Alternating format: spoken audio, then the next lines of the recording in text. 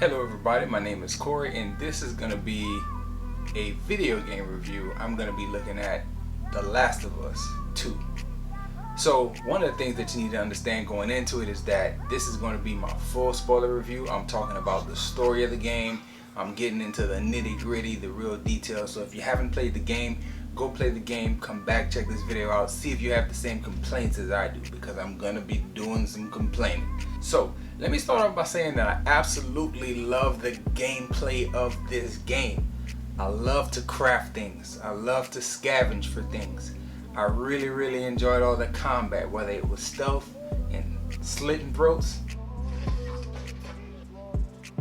or whether it was like going loud and shooting up a whole little neighborhood, throwing Molotov cocktails at the clickers, and all that stuff was fun.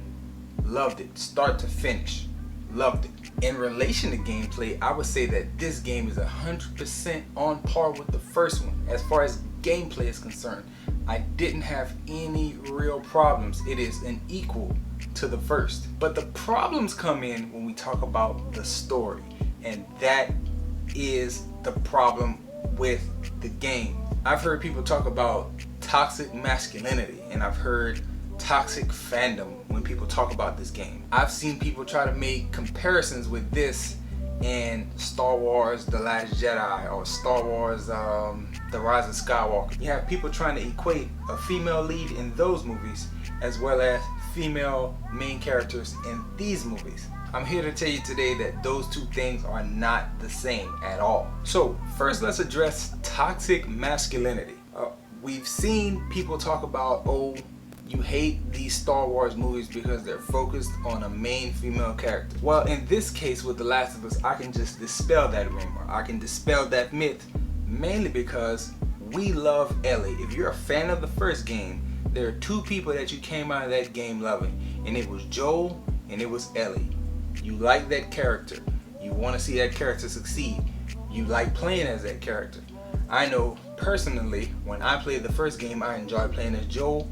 Second game, I was all about seeing the playstyle change, playing as Ellie. So the idea of toxic masculinity, to me, doesn't hold much weight when we talk about the love that most fans have for the Ellie character. Next up, the idea of toxic fandom. Now, I gotta say, I do kind of give that a little bit of leeway here. I think fans fell deeply in love with the first game, and then when the second game came out, it wasn't exactly what people wanted, and that turned some people off. Some people had put the first game on such a high pedestal that there was absolutely no way that part 2 could ever measure up to part 1.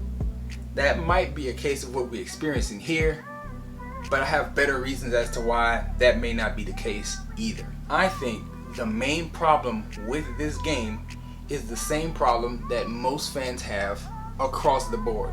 It's not about playing as a woman. It's not about having a different story being told. The problem comes in my opinion, with the over-humanization of the antagonists of this game. I think the writers of this game wanted to be so highbrow, so smart in their writing and their direction, that they took the game, they over-humanized the bad guy to the point where they even eliminated the idea of an antagonist. If I'm speaking real, I think that this game tried to preach to people that there are no protagonists, there are no antagonists. When people are driven by hate and revenge, they can do horrible things. End of story. The problem with that is not what we want to hear as fans. Fans of the first game, like myself, fell in love with the characters of Joel and Ellie. In my mind, in the minds of most fans, the protagonists are Joel and Ellie. Once Joel got killed, the person who killed Joel is the antagonist.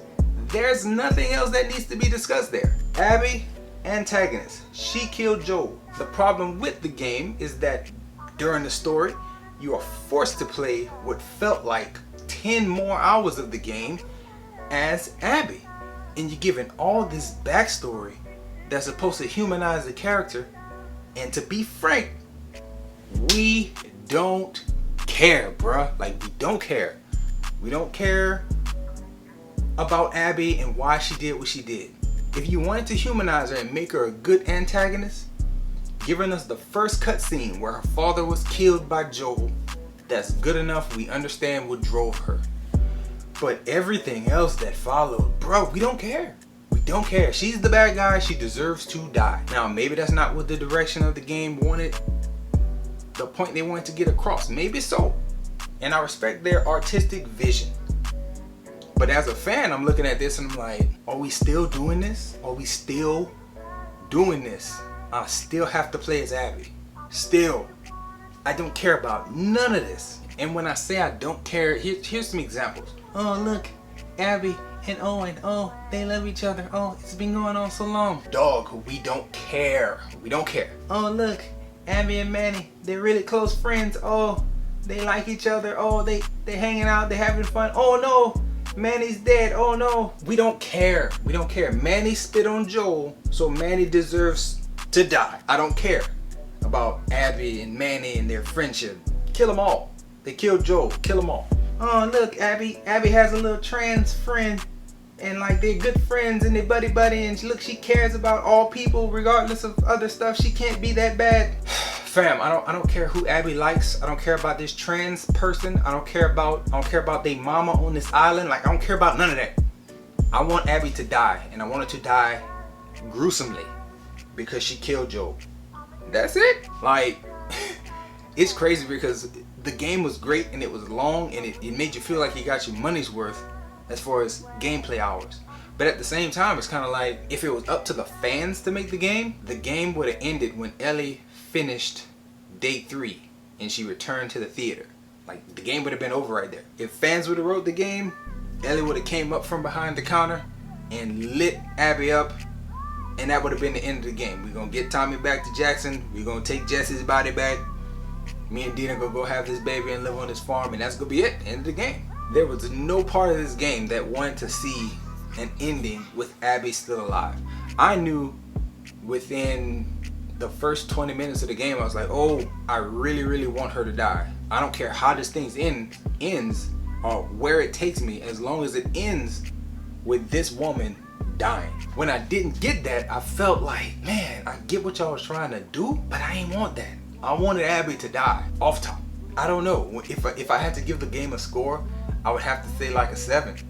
And the only thing that stops this game from being a perfect 10 is the fact that in the story, we played this whole thing and we didn't get a satisfying conclusion. We didn't get to see Abby drown. That would have been great, but we didn't get that. We didn't get to see Ellie like pop up from behind the counter in the theater and just light her up. Would have been great.